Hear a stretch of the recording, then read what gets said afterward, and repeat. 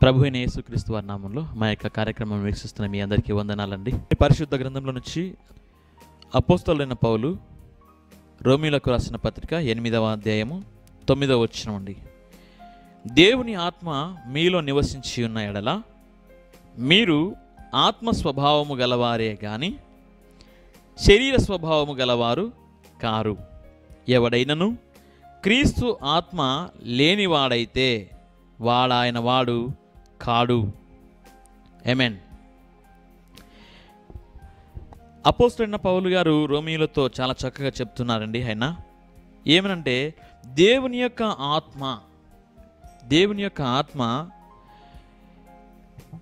ఎప్పుడైతే మనలో నివసిస్తూ ఉందో మనము ఏమవుతామంటండి? ఆత్మ స్వభావము గలవారం అవుతాము. అంటే ఆత్మ స్వభావం అంటే ఏమండి? దేవుని యొక్క స్వభావం కలవారం మనం అవుతాము. అంతే కదండి. పరిశుద్ధాత్మ దేవుడు, ఆయన ఆత్మ అయినటువంటి దేవుడు. ఆయన ఆత్మ మనలో ఉన్నప్పుడు మనము ఎప్పుడైతే ఆత్మ ప్రకారం మనం నడుచుకుంటామో అప్పుడు మనము ఆయన స్వభావం కలిగిన వారం అవుతాము. అదేవిధంగా ఆయన మరి యొక్క మాట అంటున్నాడు, ఎవరైతే క్రీస్తు ఆత్మ లేనివాడైతే వాడాయన వాడు కాడు. ఎవరైతే మరి ఆత్మ లేకుండా ఉంటుందో వారిలో, మరియు ఆత్మ చెప్పిన ప్రకారం ఎవరైతే నడుచుకోవడం లేదో వాళ్ళు ఆయన వారు కారు, క్రీస్తుకు సంబంధించిన వారు కారు అని అంటున్నారండి. చూడండి, అదేవిధంగా 5వ వచనం ఒకసారి చూద్దామండి. శరీరానుసారులు శరీర విషయముల మీద మనస్సునుంతురు, ఆత్మానుసారులు ఆత్మ విషయముల మీద మనస్సునుంతురు. శరీరానుసారమైన మనస్సు మరణము, ఆత్మానుసారమైన మనస్సు జీవమును సమాధానమునై ఉన్నది. ఏలైనగా శరీరానుసారమైన మనస్సు దేవునికి విరోధమై ఉన్నది, అది దేవుని ధర్మశాస్త్రమునకు లోబడదు, ఏమాత్రమును లోబడనెరదు. కాగా శరీర స్వభావం గలవారు దేవుని సంతోషపరచలేరు.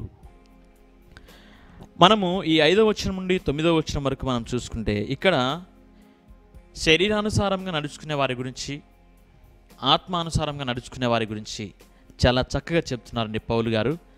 ఎవరైతే శరీరానుసారంగా నడుచుకుంటారో వాళ్ళు దేవుణ్ణంట సంతోషపరచలేరు. ఎవరైతే ఆత్మానుసారంగా నడుచుకుంటారో వాళ్ళు దేవుణ్ణి సంతోషపరుస్తారు. ఈ మాటలన్నింటిని బట్టి నేను మీతో చెప్తున్నానండి, దేవుడు మనల్ని ఆశీర్వదించబోతున్నాడు, లేకపోతే దేవుడు మిమ్మల్ని ఆశీర్వదించబోతున్నాడు. ఏంటి బ్రదర్, మీరు శరీరానుసారమైన మనుషుల గురించి చెప్పారు, మరి ఆత్మానుసారమైనటువంటి మనుషుల గురించి చెప్పారు, ఇప్పుడు మరి మీరు ఆశీర్వదించబడతారు, మీరు ఆశీర్వాదములను పొందుకుంటారని చెప్తున్నారు అని మీరు అనుకుంటున్నారా? అవునండి, దేవుడు మిమ్మల్ని ఆశీర్వదించబోతున్నాడు. ఎందుకు అనంటే మీరు ఎలా ఉంటారంటే ఆత్మానుసారంగా నడుచుకునే వారిగా ఉంటారు. అంతే కదండి. మీరు ఆత్మానుసారంగా నడుచుకుంటున్నారు కదా, నడుచుకోవడం లేదా? శరీరానుసారంగా నడుచుకుంటున్నారా? లేదండి, అలా వద్దు. శరీరానుసారంగా మనం నడుచుకునవద్దు. ఎందుకంటే శరీరానుసారమైనటువంటి మనస్సు ఏమంటండి? మరణము, అది మరణానికి దారితీస్తుంది. శరీరానుసారంగా ఎవరైతే నడుచుకుంటారో వాళ్ళు ఏమవుతారండి? మరణమును పొందుకుంటారు, వాళ్ళు మరణమును రుచి చూస్తారు.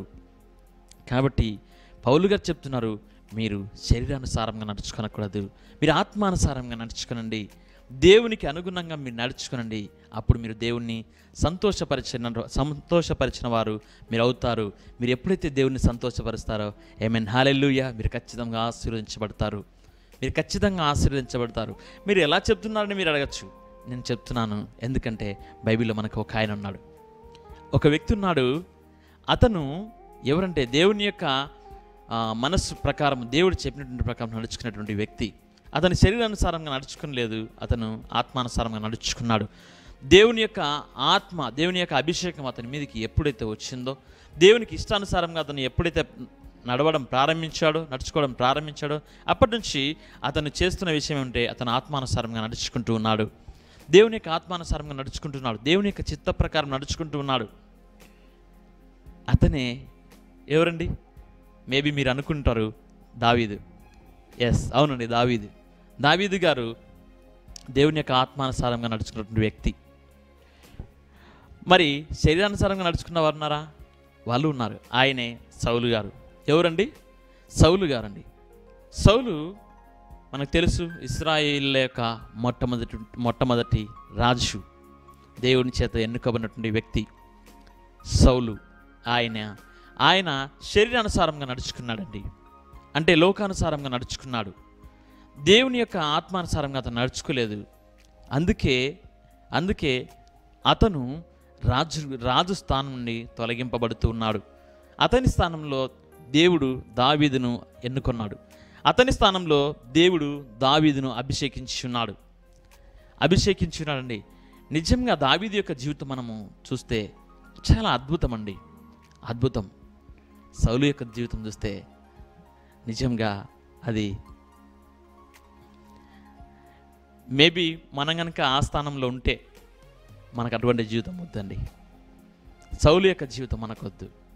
ఎందుకంటే సౌలు యొక్క జీవితము అతను రాజుగా ప్రారంభమైనటువంటి కొన్ని సంవత్సరములు మాత్రము దేవుని యొక్క చిత్త ప్రకారము దేవుని దగ్గర విచారణ చేస్తూ దేవుడు చెప్పిన విధంగా అతను నడుచుకున్నాడు. కానీ కొద్ది రోజుల తర్వాత, కొన్ని సంవత్సరాల తర్వాత అతను సొంతంగా నిర్ణయం తీసుకోవడం ప్రారంభించాడు. దేవుని యొక్క యాజకుడు రాకముందే దేవుని యొక్క చిత్తం కాదని చెప్పేసి యాజకుని పని అతను నెరవేర్చున్నాడు. దేవుడు ఒక క్రమమును అనుకుంటే ఆ క్రమంలో ఖచ్చితంగా ఉండాలండి. ఆ క్రమంలో ఖచ్చితంగా ఉండాలి. ఆ క్రమము కనుక తప్పితే దేవుడు వెంటనే పక్కన పెట్టేస్తాడు.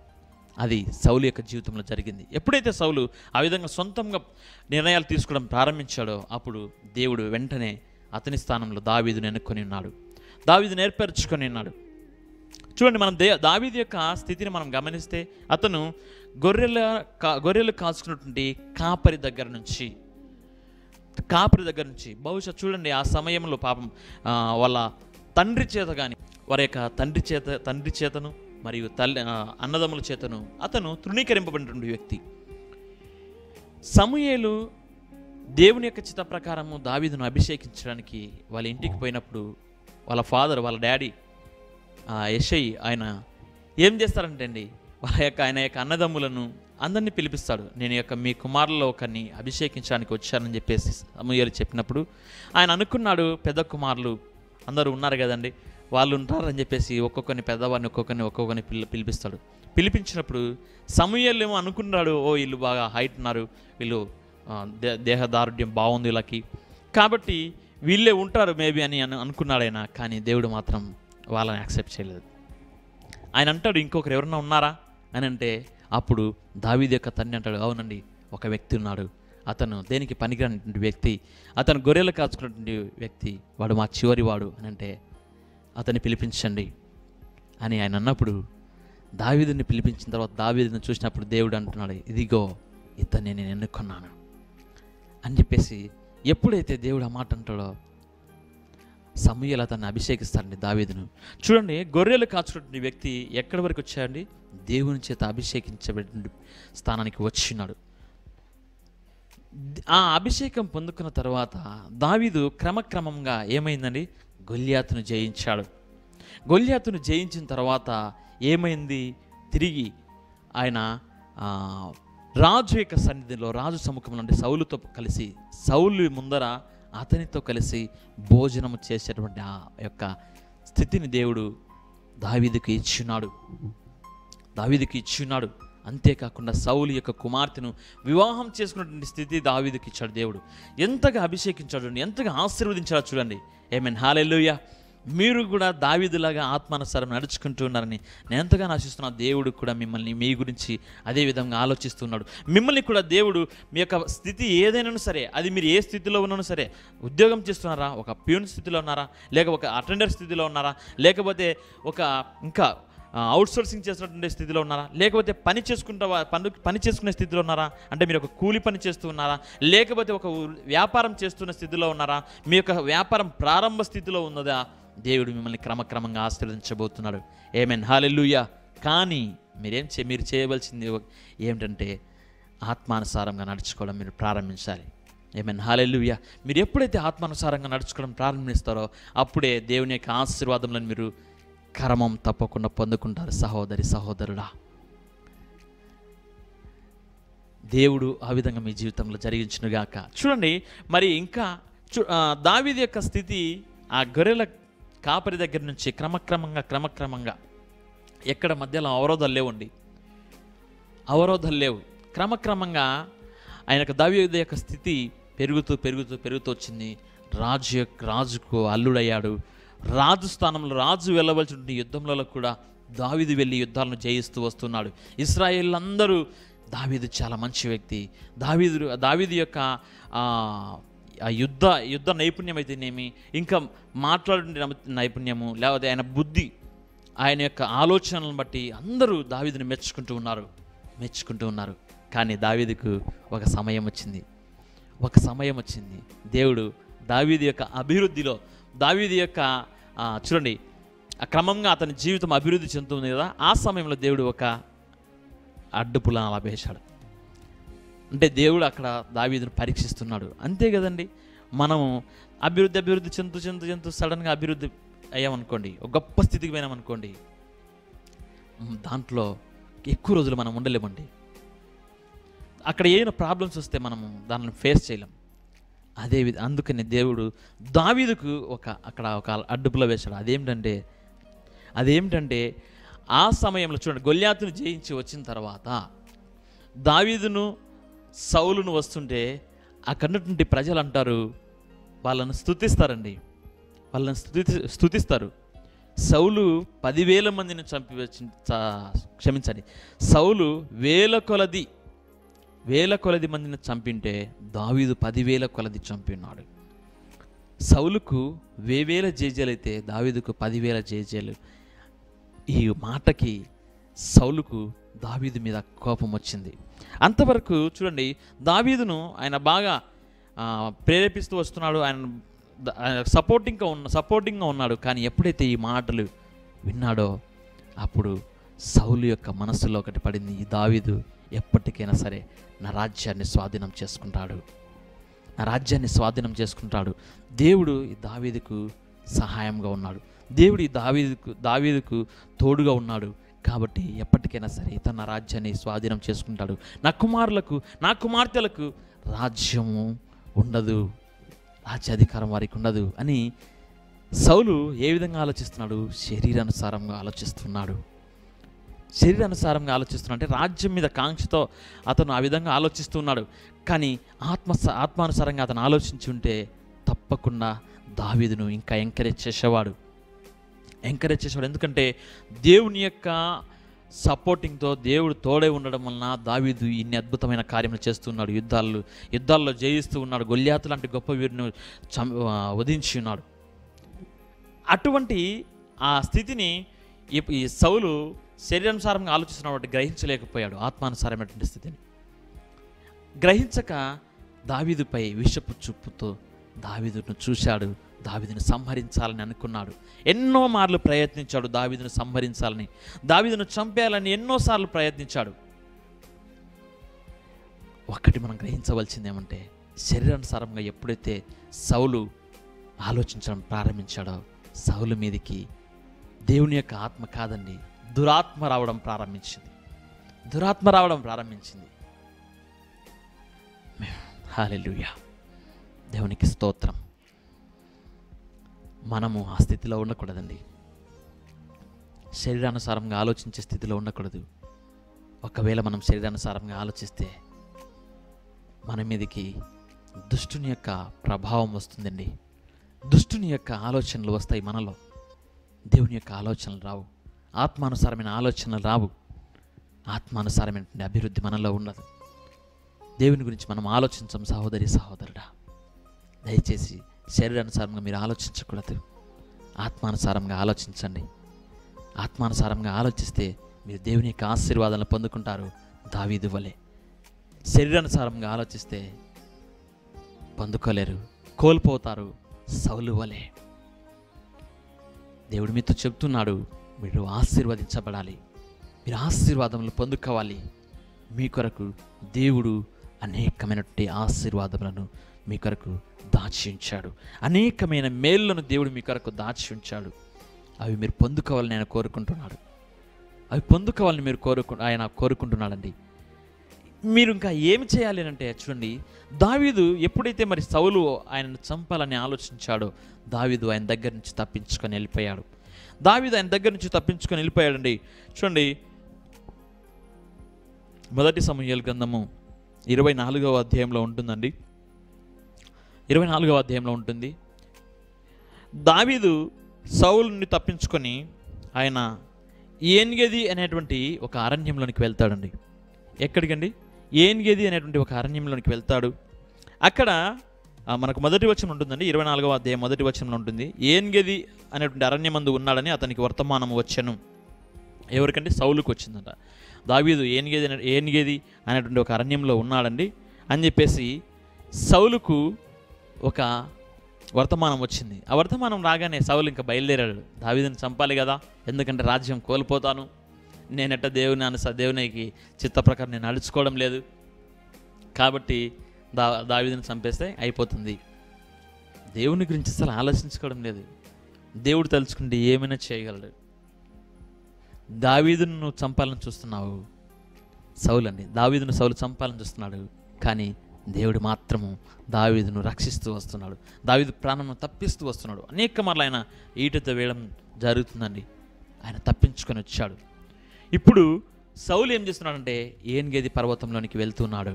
ఇక్కడ సౌలు యొక్క మనసును దేవుడు మారుస్తాడు. ఎందుకంటే సౌలుకు దావీదు గురించి సౌలుకు దేవుడు తెలియచేయాలని అనుకున్నాడు. ఈ సమయంలో ఏన్గెది పర్వతానికి ఎప్పుడైతే అరణ్యానికి సౌలు వెళ్ళాడో అక్కడ ఏం జరిగిందంటే అండి, సౌలు 24వ అధ్యాయము 3వ వచనం అండి. మార్గమునున్న గొర్రె దొడ్లకు అతడు రాగా అక్కడ గుహ ఒకటి కనబడెను. అందులో సౌలు శంఖానివర్తికి పోగా దావీదును అతని జనులను ఆ గుహ లోపలి భాగములలో ఉండిరి గనుక దావీదు జనులు, అదిగో నీ దృష్టికి ఏది మంచిదో అది నీవు అతనికి చేయనట్లు నీ శత్రువుని నీ చేతికి అప్పగింతునని యెహోవా నీతో చెప్పిన దినము వచ్చనని అతనితో అనగా దావీదు లేచి వచ్చి సౌలునకు తెలియకుండా అతని పై వస్త్రపు చెంగును కోసెను. సౌలు పై వస్త్రమును తాను కోసెనని దావీదు మనస్సు నొచ్చి, ఇతడు యెహోవా చేత అభిషేకము నొందినవాడు గనుక యెహోవా చేత అభిషిక్తుడైన నా ప్రభువునకు నేను ఈ కార్యము చేయను, యెహోవాను బట్టి అతన్ని నేను చంపను అని తన జనులతో చెప్పెను. సౌలు శరీరానుసారంగా ఆలోచించి దావీదును చంపాలని అనుకున్నాడు. దావీదు మాత్రం దేవుని యొక్క అనుసారంగా, దేవుని చిత్తానుసారంగా, ఆత్మానుసారంగా ఆలోచించి సౌలును చంపదలుచుకోలేదండి. అవునండి, ఆ గుహలో దావీదు అతని యొక్క మనుషుల లోపల ఉన్నారు. సౌలు ఆ గుహలోనికి వెళ్ళాడండి. వెళ్ళినప్పుడు దావీదుతో ఉన్నటువంటి అతనితో ఉన్నటువంటి వాళ్ళు అంటున్నారు, ఇదిగో శత్రువు నీ దగ్గరికి వచ్చి ఉన్నాడు, శత్రువు నీ చేతికి చిక్కి ఉన్నాడు, అతన్ని చంపు అని వాళ్ళు అన్నప్పుడు ఆయన అంటాడండి, సౌలు వస్త్రపు చెంగును మాత్రమే కట్ చేసేసి ఈయన నా దేవుని యొక్క అభిషేకం పొందుకున్నటువంటి వ్యక్తి, ఈయనను చంపడం అది సరైనది కాదు, దేవుని దృష్టిలో ఇది చాలా నేరము, ఆయన చంపడం కరెక్ట్ కాదు. నేను దేవుని యొక్క అభిషేకమును పొందుకొని ఉన్నాను, ఆయన దేవుని యొక్క అభిషేకమును పొందుకొని ఉన్నాడు. బహుశా ఆయన ఇప్పుడు దేవునికి దూరం అయిపోయి ఉండొచ్చేమో, కానీ ఆయన చంపడం మాత్రం కరెక్ట్ కాదు, ఎందుకంటే ఆయన దేవుని చేత నడిపించబడిన వ్యక్తి అని చెప్పి దావీదు ఏం చేశాడండి, ఆయన వస్త్రపు చెంగును మాత్రమే కట్ చేశాడు. మనం ఆ తర్వాత వచనంలో చూస్తే అక్కడి నుంచి ఆ గుహల నుంచి సౌలు బయటికి వెళ్తాడండి. బయటికి వెళ్ళినప్పుడు దావీదు అంటాడండి,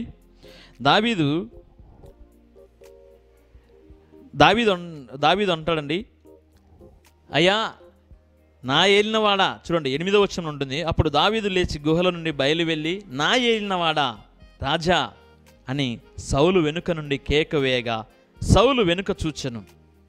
దావీదు నేల సాష్టాంగపడి నమస్కారం చేసి సౌలుతో ఇట్లనెను, దావీదు నీకు కీడు చేయను ఉద్దేశించుచున్నాడు, నీ జనులు చెప్పిన మాటలు నీవెందుకు వినుచున్నావు? ఆలోచించుము, ఈ దినమున యెహోవా నిన్ను ఎలా గుహలో నా చేతికి అప్పగించెనో అది నీ కళ్ళారా చూచితివే. కొందరు నిన్ను చంపుమని నాతో చెప్పినను నేను నీ యందు కనికరించి ఇతడు యెహోవా చేత అభిషేకం నొందినవాడు గనుక నా ఏలినవాని చంపనని నేను చెప్పితిని. నా తండ్రి, చూడుము, ఇదిగో చూడుము, నిన్ను చంపక నీ వస్త్రపు చెంగు మాత్రమే కోసి తిని గనుక నా వలన నీకు కీడు ఎంత మాత్రమును రాదనియు నాలో తప్పిదము ఎంత మాత్రమును లేదనియు నీవు తెలుసుకొనవచ్చును. నీ విషయమై నేను ఏ పాపమును చేయని వాడనై ఉండగా నీవు నా ప్రాణము తీయవలనని నన్ను తరముచున్నావు. నీకును నాకును మధ్య యెహోవా న్యాయము తీర్చును. యెహోవా నా విషయమై పగ తీర్చును గాని నేను నిన్ను చంపను. ఏమంటున్నానండి? నా ఏలినవాడా, నేను నీకేదో అపకారం చేస్తాను, నేను నీకేదో చేస్తానని జనులు ఎవరో మాటలు చెప్తే ఆ మాటలు నువ్వు నమ్మడం ఎలా? ఎందుకు నమ్మావు? నేను గొల్యాతును చంపినాను. నేను అనేక యుద్ధములలో నీ స్థానంలో నేను వెళ్ళి అనేక యుద్ధములు చేసి వచ్చాను. నేను ఏదో చేయాలనుకుంటే అప్పుడే చేయొచ్చు కదండి. అంతే కదండి. దావీదు ఏదో సౌలుకు చేయాలి అని అనుకుంటే, రాజ్యాన్ని ఆక్రమించుకోవాలనుకుంటే అప్పుడే చేయొచ్చు కదా. చేయలేదు. అటువంటి ఆ మనస్సు లేదు అతనికి. అతను అంటున్నాడు, నా ఏలినవాడా, అయ్యా నువ్వు నాకు తండ్రితో సమానమయ్యా, నేను నిన్ను చంపనయ్యా. నీవు దేవుని చేత అభిషేకం అందుకున్నటువంటి వ్యక్తివి. దేవునికి అవిధేయంగా నేను ప్రవర్తించనయ్యా. చూడండి, ఆత్మానుసారమైన మనసు కలిగినటువంటి వ్యక్తి ఈ విధంగా చేస్తాడండి. శత్రువులను సహితం ప్రేమిస్తాడు. ఆత్మానుసారమైనటువంటి మనసు కలిగినటువంటి వ్యక్తి. సహోదరి సహోదరుడా, ఆత్మానుసారంగా జీవించు.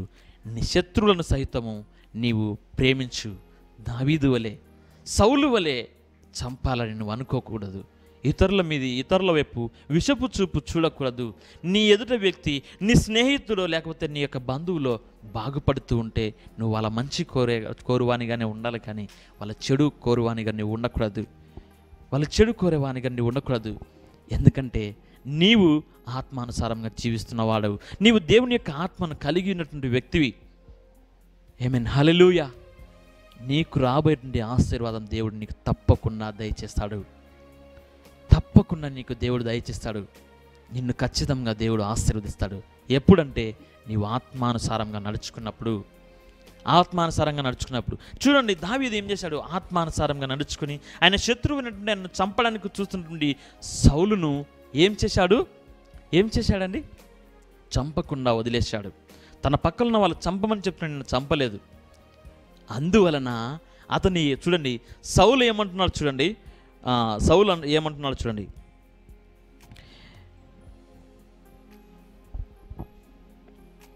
17వ వచనమండి, క్షమించండి 16వ వచనమండి. దావీదు ఈ మాటలు సౌలుతో మాట్లాడి చాలింపగా సౌలు, దావీదా నాయనా, ఈ పలుకు నీదేనా అని బిగ్గరగా ఏడ్చి దావీదుతో ఇట్లా, నేను యెహోవా నన్ను నీ చేతికి అప్పగింపగా నన్ను చంపక విడిచినందుకు ఈ దినమున నీవు నా అధిక అపకారమునకు ఉపకారము చేసిన వాడవై నా ఎడల నీకున్న ఉపకార బుద్ధిని వెల్లడి చేసితివి గనుక నీవు నాకంటే నీతిపరుడవు. ఒకనికి తన శత్రువు దొరికిన ఎడల మేలు చేసి పంపివేయునా? ఈ దినమున నీవు నాకు చేసిన దానిని బట్టి యెహోవా ప్రతిగా నీకు మేలు చేయునుగాక. నిశ్చయముగా నీవు రాజువగుదువనియు ఇశ్రాయేలీయుల రాజ్యము నీకు స్థిరపరచబడిననియు నాకు తెలియను. కాబట్టి నా తరువాత నా సంతతి వారిని నీవు నిర్మూలము చేయకుండానట్లును నా తండ్రి ఇంటిలో నుండి నా పేరు నీవు కొట్టివేయకుండానట్లును యెహోవా నామమున నాకు ప్రమాణము చేయుము. దేవునికి మహిమ కలుగునుగాక. ఎప్పుడైతే చూడండి, దావీదు ఎప్పుడైతే దేవుని చిత్త ప్రకారం నడుచుకున్నాడో, దావీదును చంపాలని అనుకున్నటువంటి సౌలు యొక్క మనస్సును దేవుడు మార్చున్నాడు. అప్పటి వరకు దావీదును చంపాలనుకున్నటువంటి వ్యక్తి ఎప్పుడైతే దావీదు నిజం చెప్పాడో, అయ్యా నిన్ను దేవుడు నా చేతికి అప్పగించిన, నేను నిన్ను చంపలేదు అని ఎప్పుడైతే దావీదు నిజం చెప్పాడో, అప్పుడు నాయనా దావీదు ఈ మాటలు నీవేనా అని చెప్పేసి ఏడ్చాడు. అవును, నన్ను దేవుడు నీ చేతికి అప్పగించిన, నువ్వు నన్ను చంపలేదు. నీవు నన్ను చంపలేదు, నిన్ను దేవుడు దీవించునుగాక, నీకు దేవుడు ఈ రాజ్యం మీద అధికారం ఇచ్చునుగాక, ఇశ్రాయేలీల రాజ్యమును నీ యందు దేవుడు స్థిరపరచునుగాక. ఏం చూడండి, ఆశీర్వాదములు ఇస్తున్నాడండి. చంపాలని చూసినటువంటి వ్యక్తి ఆశీర్వదిస్తూ ఉన్నాడు. ఆశీర్వదించడమే కాకుండా ఆయనతో ఒక నిబంధన చేస్తున్నాడు. అయ్యా, నీవు నా పేరును కానీ నా సంతతి వారిని కానీ ఎవరికి నీ ఎటువంటి అపాయం చేయవద్దయ్యా, నీకు నాకున్న మధ్య దేవుడు న్యాయము తీర్చునుగాక. ఆమేన్, హల్లెలూయా. అది అండి, శరీరానుసారంగా ఎవరైతే ప్రవర్తిస్తారో, శరీరానుసారంగా ఎవరైతే ఆలోచిస్తారో వాళ్ళు ఆశీర్వాదములు పొందుకోలేరండి. పొందుకోలేకపోవడమే కాదు కానీ ఉన్న ఆశీర్వాదములని కోల్పోతారు. సౌలు వలె రాజు చక్కగా దేవుని చేత అభిషేకించబడినటువంటి వ్యక్తి, మొట్టమొదటి రాజుగా ఆయన ఇశ్రాయేలు మీద నియమింపబడినటువంటి వ్యక్తి, దేవుడు చెప్పిన ప్రకారం నడుచుకొని మంచిగా ఆయన సెటిల్ కావచ్చండి. కానీ శరీరానుసారంగా ఆలోచించాడు, ఇష్టానుసారంగా ఆలోచించాడు, చేజేతుల రాజ్యాన్ని పోగొట్టుకున్నాడు. అతని యొక్క రాజ్యం అంటే అతని రాజ్య అధికారము పోవడమే కాదు అంతేకాకండి, అతని తర్వాత అతని సంతానానికి కానీ అధికారం లేకుండా పోయింది. ఆమేన్, హల్లెలూయా. దేవుడు చాలా బాధపడతాడండి ఈ విషయంలో మాత్రం. దయచేసి సహోదరుడా, నీవు దేవుని యొక్క ఆత్మను కలిగి ఉన్నవాడివైతే దేవుని యొక్క ఆత్మానుసారంగా నడుచుకో. ఎందుకంటే దేవుడు నీ గురించి బాధపడతాడు. ఎందుకంటే నీవు దేవుని యొక్క ఆత్మను కలిగి దేవుని యొక్క ఆశీర్వాదములు ఉన్న వాటిని నువ్వు కోల్పోవడమే కాక నీ కుటుంబంలో వారు, నీ తర్వాతి వారు కోల్పోతున్నారంటే దేవుడు ఎంత దుఃఖపడతాడు. దేవుడు అది కాదు కదా కోరుకునింది. నీవు ఆశీర్వాదములను పొందుకోవాలని దేవుడు కోరుకుంటున్నాడు. నీవు ఆశీర్వదించబడాలని దేవుడు కోరుకుంటున్నాడు. సహోదరుడా, దావీదు వలె శత్రువులను సైతం ప్రేమించేవాడిగా ఉండు, ఆత్మానుసారంగా నడుచుకునేవాడిగా ఉండు. ఇది దేవుని చిత్తంలో ఉందా లేదా, ఇది దేవునికి ఇష్టమా కాదా అని చెప్పేసి దేవుని యొద్ద విచారణ చేస్తూ దేవుని చెప్పిన ప్రకారం నడుచుకునే విధంగా నువ్వు ఉండు. ఖచ్చితంగా దేవుడు నిన్ను ఆశీర్వదిస్తాడు. ఆమేన్, హల్లెలూయా. నీవు ఖచ్చితంగా దేవుని చేత ఆశీర్వాదమును పొందుకుంటావు. దేవుని చేత నువ్వు ఖచ్చితంగా ఆశీర్వాదం పొందుకుంటావు. ఎప్పుడు అంటే ఆత్మానుసారంగా నువ్వు నడుచుకున్నప్పుడు. ఆమేన్, హల్లెలూయా. దేవుని యొక్క మహాకృపలో నీవు ఆత్మానుసారంగా నడుచుకునేవాడిగా దేవుడు నిన్ను దీవించునుగాక. ఆమేన్. దేవుడు నిన్ను ప్రతి ఆశీర్వాదమును పొందుకునేవానిగా దేవుడు నిన్ను చేయునుగాక. ఆమేన్, హల్లెలూయా. ప్రార్థన చేసుకుందామని. ప్రార్థన. పరిశుద్ధుడా, ప్రేమగల తండ్రి, మీకు వందనాలు, స్తోత్రములైనా తండ్రి. ఇంతవరకు మాట్లాడిన ప్రతి మాటను బట్టి వందనాలయ్యా. ప్రభువా, శరీరానుసారంగా సౌలు నడుచుకుని ఉన్నాడు, ఆత్మానుసారంగా మీ ఇష్టానుసారంగా దావీదు నడుచుకుని ఉన్నాడు. తండ్రి, శరీరానుసారంగా నడుచుకున్నటువంటి సౌలు అధికారంను పోగొట్టుకొని ఉన్నాడు. అయ్యా, నీ చిత్తానుసారంగా, నీ ఇష్టానుసారంగా, ఆత్మానుసారంగా నడుచుకున్నటువంటి దావీదు రాజ్యాధికారంను పొంది ఉన్నాడు, రాజుగా అభిషేకింపబడి ఉన్నాడు. అంతేకాకుండా ఆయన యొక్క రాజ్యంను నీవు స్థిరపరచాలని శత్రువు చేతనే ఆయన దీవెన వచనములను పొందుకొని ఉన్నాడు. తండ్రి, నీవు తలుచుకుంటే ప్రభువా గొప్ప కార్యములు చేస్తావునైనా. ఆమేన్, హల్లెలూయా. నీ ఇష్టానుసారంగా మేము జీవిస్తాను, తప్పకుండా మమ్మల్ని ఆశీర్వదిస్తావునైనా. తండ్రి, ఈ మాటలు వింటున్న ప్రతి ఒక్కరు ఈ విషయంను గ్రహించుదురుగాకనైనా మీ ఇష్ట ప్రకారము అయ్యా నడుచుకొని మీ యొక్క ఆశీర్వాదములు అన్నిటిని తండ్రి ప్రభువ వాళ్ళు పొందుకుందురుగాకనే తండ్రి. అయ్యా, మీరు వాళ్ళ జీవితంలో చేసినటువంటి వాగ్దానములను అన్నిటినీ మరి తండ్రి వారు స్వతంత్రించుకొందురుగాకనైనా, ఆ వాగ్దానములో వాళ్ళు ఫలించుదురుగాకనైనా తండ్రి. ఎట్టి పరిస్థితుల్లో మాట తండ్రి మీకు దూరము కాకూడదు నైనా తండ్రి. వారు దూరము అవడమే కాకుండా వారి కుటుంబమును కూడా నైనా మీ నుంచి దూరము చేసుకోకూడదు తండ్రి. ప్రభువా, అట్టి స్థితిలో ఉన్న వారిని క్షమించండి తండ్రి. వారు ఈ సమయంలో నీ సన్నిధిలో మోకరించి వారి యొక్క తప్పిదంలో ఒప్పుకుంటుంటే ప్రభువా వారిని క్షమించి మీ ఆశీర్వాదములకు కర్తలుగా వారిని మార్చమని మా ప్రభువును ప్రియకుమారుడైన యేసుక్రీస్తు వారి నామంలో ప్రార్థించి అడుగుచున్నాను మా పరలోకపు తండ్రి. ఆమేన్, ఆమేన్, హల్లెలూయా.